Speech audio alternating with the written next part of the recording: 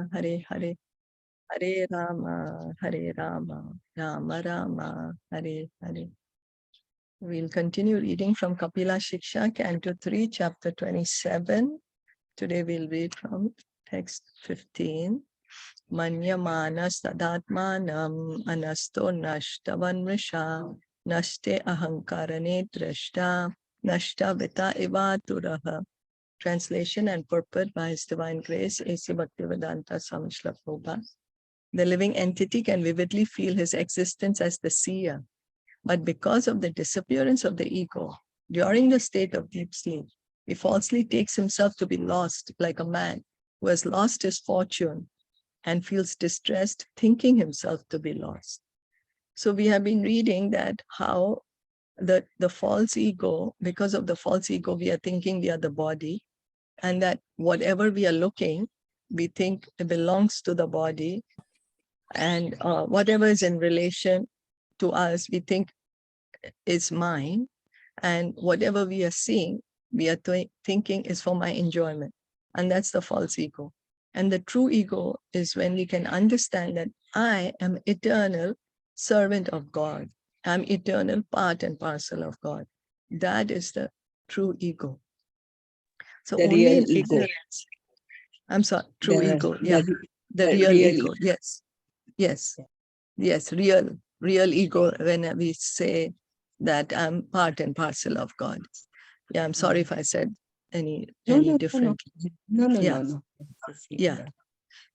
So only in ignorance does a living entity think that he's lost. So we are thinking we are lost. We have forgotten we are the soul. We are just thinking we are the body. We are thinking we are product of matter. We are thinking this I, the consciousness, is there because I'm the body. We're completely in ignorance right now.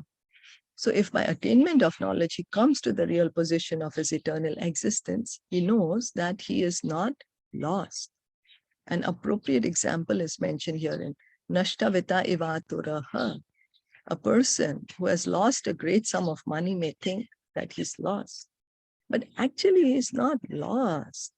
Only his money is lost. But due to his absorption in the money or identification with the money, he thinks that he's lost. I don't know if you all have been through that, Sometimes we may lose something which is very, very valuable to us. And at that moment, we are totally flustered. It's happened to me. I don't know if you all have been put in that situation that you really don't know what to do. You think that, oh, everything is lost now. Everything is gone, finished. I'm finished. Yeah, it's the end of the world. Thinking it's the end of the world. That's right. Because so much attachment to that thing that has gotten lost, Similarly, when we falsely identify with matter as a field of activities, we think that we are lost, although actually we are not. As soon as a person is awakened to the pure knowledge of understanding that he's an eternal servitor of the Lord, his own real position is revived. So what is that? What we are lost in right now is that we have forgotten that we are eternal part and parcel, eternal servant of God. That is where we are completely lost. That pure knowledge is completely lost to us right now.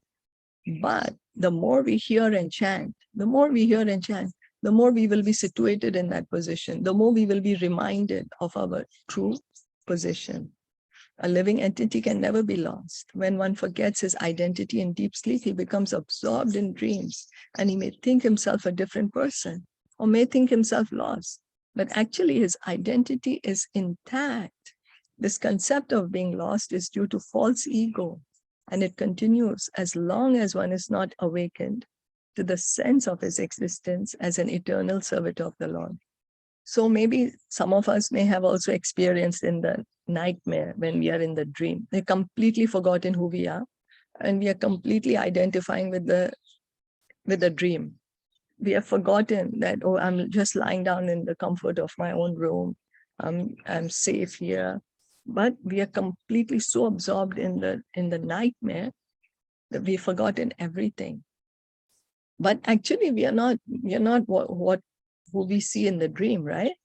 We are still in the bed. Similarly, this daydream is also a dream because we are not this body. We are eternal part and parcel of God.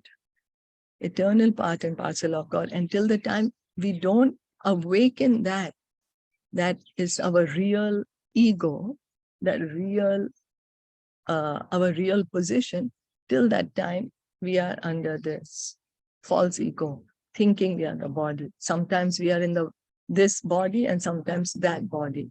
And we keep thinking, oh, right now I'm in the body of a woman. Okay, I'm a woman. Tomorrow I might be in the body of an animal. I am an animal, like that. So one may falsely claim, no, the Mayavadi philosopher's concept of becoming one with the Supreme Lord is another symptom of being lost in false ego. One may falsely claim that he's the Supreme Lord, but actually he's not. This is the last snare of Maya's influence upon the living entity. To think oneself equal with the Supreme Lord, or to think oneself to be the Supreme Lord himself, is also due to false ego. So Maya Devi, what's her job? Her job is to keep us here in the material world. Why? Because we want to imitate God. We want to pretend to be God. So how do we pretend to do those things? Is that whatever we see, we say it's for my enjoyment, by bhog. Everything I want to enjoy by bhog. Another way Maya Devi captures us is by tyag. That, oh, now I am spiritual, I'm not this matter. Now I have forgotten I'm God. But I'm going to remember that I'm God, or I'm going to become one with God. That is also Maya. That is her last snare, her last trap to catch us here and keep us here in the material world. Why does she do that? Because we have this desire to imitate God. We have this desire to be God. That's why we are in the material world. So we are thinking, oh, if I cannot be God when I'm enjoying the material world, let me try to become God in renunciation. Yeah. And that is also false ego. Till if we continue thinking, oh, at one point I'm going to become God. After I get liberated, I'll become one with God. I'll become God. That is also false ego. We are still not situated in our correct ego, because what's our true ego? Anyone? Can't hear you. Oh, you can't hear me? Oh, now. Okay, now. Earlier it froze. Oh, yeah. Few seconds. Oh, Yeah. Now it's okay. so I was just saying, so our false ego is thinking that, okay, I'm the enjoyer, or right now I've forgotten I'm God, but I will become God at one time. So that's false ego. So, but what's our true ego? What is our true ego? We are the servitor of Krishna eternally. And our That's duty right. is to serve, to engage in devotional service. That's right. Yes, that is our true ego. Yes, I'm an eternal part and parcel of God. I'm an eternal servant of God. I'm an eternal part and parcel of Krishna. I'm an eternal servant of Krishna. Yes, that is our real position. Till the time we don't come to this point, we are always in the false ego. So the more we hear and chant about Krishna, the more we can give up our false ego, and the more we can be situated in our true ego. It's like a transition, a transition.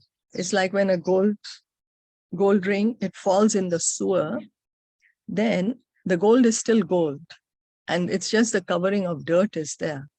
And then once we start washing the ring, washing the dirt off, slowly, slowly the dirt is coming off, and slowly, slowly the gold is shining. Yeah. So that cleaning process is hearing and chanting. That's the cleaning process of our consciousness. So reading on, Evam Pratyavamshaya Sav Atmanam Pratipadyate Sahankarasya Dravyasya Yovasthanam Anugraha. When by mature understanding one can realize his individuality, then the situation he accepts under false ego becomes manifest to him. The Mayavadi philosopher's position is that the ultimate issue, that at the ultimate issue, the individual is lost. Everything becomes one, and there is no distinction between the knower, the knowable, and knowledge. But by minute analysis, we can see that this is not correct. Individuality is never lost. Even when one thinks that there are three different principles, namely the knower, the knowable, and the knowledge, are amalgamated or merged into one. So there are certain, so if we think that after I get liberated, I don't exist anymore, that I don't exist anymore. I am not an individual anymore. After I get liberated, I become nothing, or I become light, or I become God. But this point is illogical, because then I am thinking I'm a product of matter. Because I'm thinking I'm a product of matter, I think, oh, I can stop to exist at one point of time. Why? Because spiritual means eternal. Eternal. So if I'm spiritual, if I'm the spirit soul, that means I exist eternally. Doesn't matter if I'm covered by matter or not. Just now we spoke of the example of the gold ring. The gold ring, whether it's put in the sewer, it's covered by dirt, or it's not covered by dirt, it's still going to be gold. It's still going to be gold. It's not that once I clean off the dirt of the gold ring magically disappears. No more gold ring. No. So the very concept that the three merge into one is another form of knowledge. And since the perceiver of the knowledge still exists, how can one say that the knower and knowledge and knowable have become one? So if we think that the knower, the knowable, and knowledge, okay, there is a knower, the knowable, and knowledge. Okay, knowledge, we understand. What is knowledge? Knowable means the object of knowledge. What am I trying to understand? By knowledge, know. Knowledge comes to know. So what am I trying to know? So that becomes knowable. And the knower, if I'm trying to gain some knowledge, so I'm the knower, right? So these principles, it can't merge into one. Why? Because if I am the knower, and if I have the knowledge of the knowable, then I still exist, right? It's not that because I have the knowledge, so I've become the knowledge now, or I've become the object of knowledge. No, I'm still the knower. The individual soul who is perceiving this knowledge still remains an individual. Both in material existence and in spiritual existence, the individuality continues. The only difference is in the quality of the identity. In the material identity, the false ego acts. And because of false identification, one takes things to be different from what they actually are. That is the basic principle of conditioned life. Similarly, when the false ego is purified, one takes everything in the right perspective. That is the state of liberation. So it doesn't mean that once I get liberated, I don't exist anymore. I become nothing. No, I continue to exist. Now I have the knowledge. So I exist and I have knowledge. So I am rightly situated in my true ego and I understand things as they are. When I'm here in the material world, I am in false ego. So I am in ignorance and I'm thinking I'm the body and everything that I'm seeing around me is for my enjoyment. That is material life. Understanding things in the proper perspective, understanding things with correct knowledge, that is liberated life. So it doesn't mean that after liberation, there is no life, that it's zero or there's nothing. No, real life begins from the point of liberation. It is stated in the Isopanisad that everything belongs to the Lord. Ishavasyam idam sarvam. Everything exists on the energy of the Supreme Lord. So we just find ourselves in this body and we find things around us. But who do they belong to? We are just finding them. We're discovering. Suppose we say, oh, the scientists have discovered.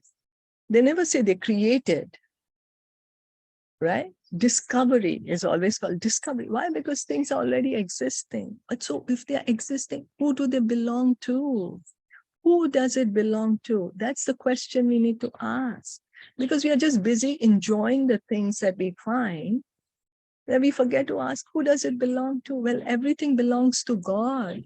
Ishavasyam idam sarvam. This is also confirmed in Bhagavad Gita, because everything is produced of his energy and exists on his energy. The energy is not different from him. But still the Lord declares, I am not there. So God, when we say God, it's not that he is like a poor old man, wrinkled, bearing the burden of everything, and he's worried and he doesn't know what to do and he's all confused. No, God means omnipotent. He has unlimited potencies, unlimited energies, and he can do anything by these energies. And he is doing anything and everything by his energy. So he's saying this entire material world is resting on his energy. And so this entire material world belongs to him. He says, but he says that I am not there. What does it mean I am not there? It means that he's personally not there, but that everything is his energy. For example, the sun, the moon, the skies, the clouds, everything, all the modes of nature, the elements, all this is Krishna's energy. So everything belongs to him. But he personally lives in Golok Vrindavan. So it's simultaneous, one and different. It's his energy. So it's his. So he says, yes, I'm the light of the sun and the moon. I'm the taste of water. I'm the sound in ether. I'm the fragrance of the earth. He says all that because it's all his energy. But where is he? His address is Golok Vrindavan. That's why he says, I'm not there. So when one clearly understands one constitutional position, everything becomes manifest. False egoistic acceptance of things conditions one, whereas acceptance of things as they are makes one liberated. So what is our rebellious nature is that we are refusing to accept the truth. We are like, how can it be that I'm not God?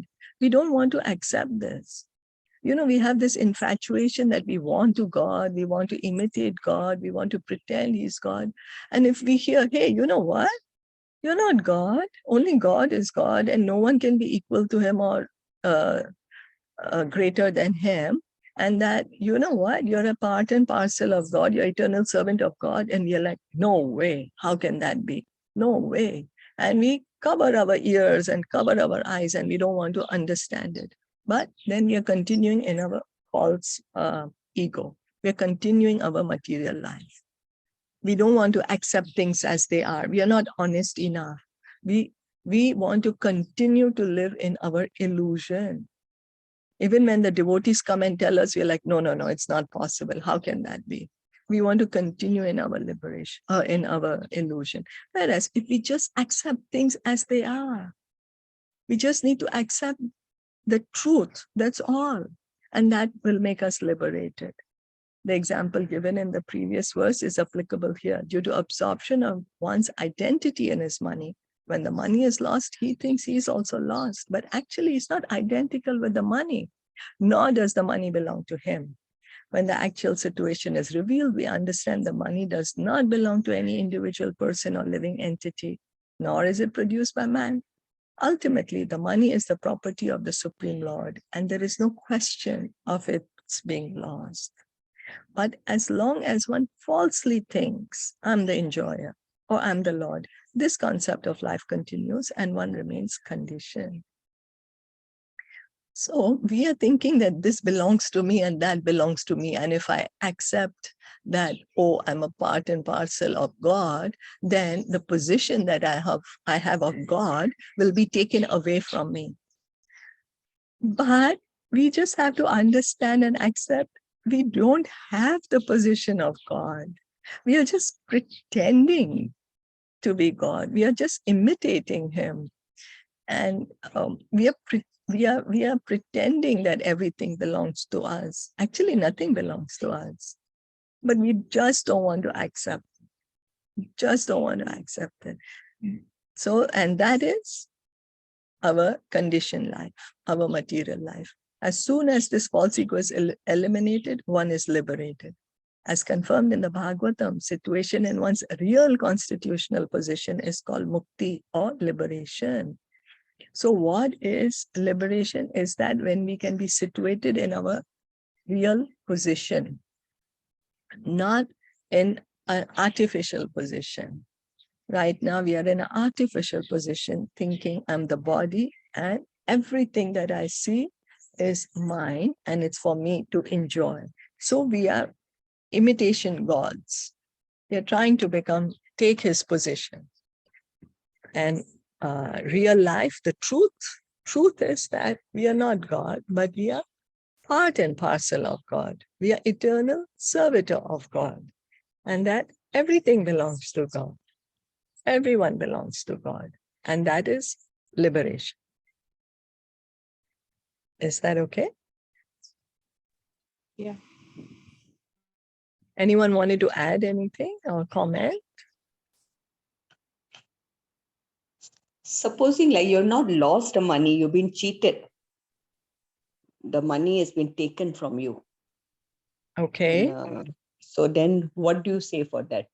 Like you lost You mean if it's a still, material? yes. Okay, like so if money, it's a like material scenario, and then we have to try our best to bring it back. But the point here that we are trying to understand is that can't hear you. Can't hear you. Haribol, are you able to hear me now? Yeah. Now. Oh, my connection is a bit unstable. Are you able to hear me now? Yes. We can hear Okay, you. sorry about that. Okay, sorry about that. So the point here to understand is that the Vedas are not trying to cheat us. You know, it's not that they're cheating us and telling us artificially that you're not God, but you're part and parcel of God. You know, this is the point. Like, for example, God, he's just telling us the truth.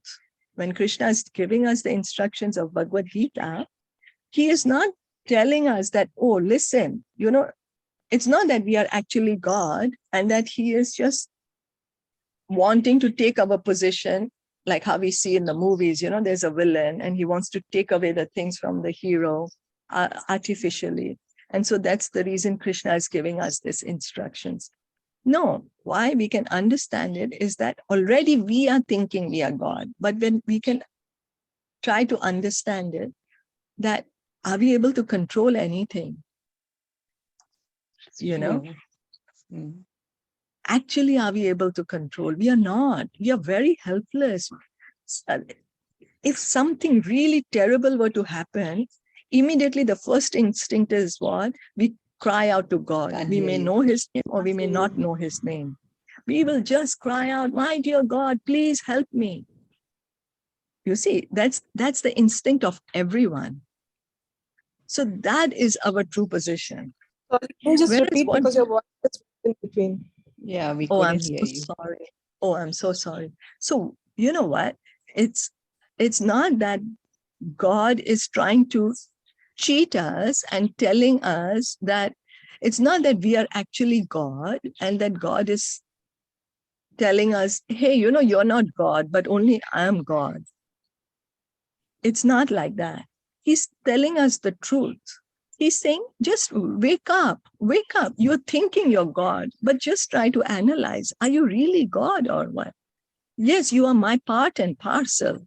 So you're tiny, tiny God, but you're not unlimited God. You don't have unlimited power. So we have to understand that imagine if suddenly something terrible were to happen, immediately our first instinct is we turn to God immediately. We may know his name, we may not know his name, but the instinct is immediately to turn to a higher power. Please protect me. You know, please protect me. Why do we say that? If we are really God, we wouldn't say that. Have you all ever had that experience? I don't know if you all have had it, Yes. that Yes. I'm in so much danger. Please help me. If you don't help me, I don't know what's going to happen. So if we were really God, we wouldn't feel that. We would be very well capable of protecting ourselves. We would be very well capable of controlling the situations, controlling our body. We could stop ourselves from getting old or getting diseased or to die. Like leave one body and pushed into another body. Right. No, my question is like someone who's close to you, who's dear to you, and supposing that person cheats you, so you do get affected, right? Oh, yeah. Yes. Yeah. So then what do we do? And we will try our best to get the Like- money like back. A family will Yes, tell you, like your family tell you, like, see, this person cheated you, whom you felt that is your own. So what do you Yes. do then? Yeah. No, then you will try to get the money You back. just accept it. No, so see, because our material duties we have to perform, right? Yeah. Material duties we have to perform. So if somebody is cheating us of our money, then we will try our best to bring that money back. That is our duty on the material platform, which we have to do. That we have to That's why do. we cannot just say that, oh, the money is gone. Okay, maybe, No. to pass, No. pass karma, like maybe that person, we No, have no, taken no. that person's money. So that's what is my question. Like, how do we do? No. Yeah, no, we have, because Krishna tells Arjuna in the Bhagavad Gita, right? You have to do your duty. We have to do our duty. We have to protect our wealth. We have to protect our family. We have to maintain that. We have to do those things. It's just this example was given here. This example was given just to understand of the difference between body and soul and our control. That's the reason this example is given. Okay. Is that okay? But Yes. yeah, if somebody's cheating us of our money, we will try our best to recover it back. Because on a material platform, we have to do our duty. Yeah. Is that okay? Yeah, okay. Yeah. Yeah, Krishna says in Bhagavad Gita, we have to do our duty, So whatever position we are in, we try our best. And to protect, all that has to be done. But I mean, the point of this example was in relation to we thinking that we are the body. That's the reason this example is used here. Right. Okay. Yeah. Not to undermine that don't do your material duties. In no way to undermine that, but just to understand our position as souls. Oh. Yeah. Okay. So if that's okay, then did you have any other comment or any question? No, that's it. Just wanted to know, what do we do? I'm sorry? No, I just wanted to know, that's like, do we just leave that person, just leave it, not make him realize that what you have done is wrong? Yeah, we have to try our best to protect our wealth. Yeah, try our best to recover it. Yes, within reason, in a reasonable, within reason, we have to. Yeah, can't just be fatalistic. They know that this happened because, of last, but maybe I've cheated a person. So now the person is taking from me. So that's what do we do? So we try our best to recover it, and the result, we accept it. But our duty is to try to recover it. Try to recover. Okay. Yeah, and the result, we don't know. We may be able to get it back. We may not be able to get it back. And don't let that take away our peace. We should just accept it then. Yes, right? Yes. But do the duty. That it's my duty to try to recover it. And that's what I'm going to do. Whether I get it back or no, the result is not in my hand. Right. Okay. With that way. So this Yeah. also imply, like what you're saying, this also implies, like, if there is some, like if somebody steals our things, then also it is our duty, right? We just don't, I'm sorry. like, we have, like, what I mean is that it is also applicable when our things are being stolen. So, like in every condition, we have to do our duty no matter what, right? That's what you're trying to say. Yeah, Yes, right? of course. Like that Yes. duty has to be done. Yes, of course. Yeah. Yes. Okay. Yeah, we have to do that because we can't leave everything to Krishna, no? We have to, Yeah. we can't say, no, Do our Krishna, you do Hmm. my duty. No, Krishna is telling Arjun, you do your duty. Whether you win or lose, that you leave to me. But you said you do. You have to be the one in the front. So we do our duty to the best of our ability. Result, we don't know. We don't have control over the result. Yeah, if we don't get it back, we just have to, okay, it's gone, Yeah, it's then gone. it's gone. Right. But because you have done your duty, you will feel you will be able to accept the result. What happens is when we don't do our duty, that's when we are feeling there's a lot of uneasiness in our heart and dissatisfaction in our heart. Because deep down we know we didn't try our best.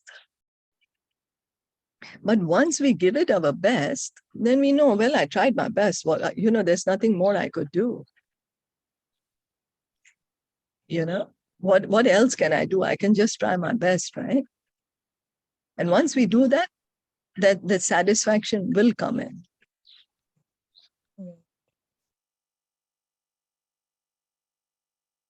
Yeah. Yeah. Yeah.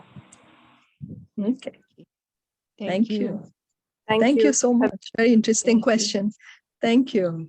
And if anyone had any other answer, please do share, or any other thing to add. And if not, then we'll stop here. Yes. Srimad Bhagavatam ki jai, Shilpa Prabhupada ki jai, Gaur Bhaktavinda ki jai. Hare Krishna.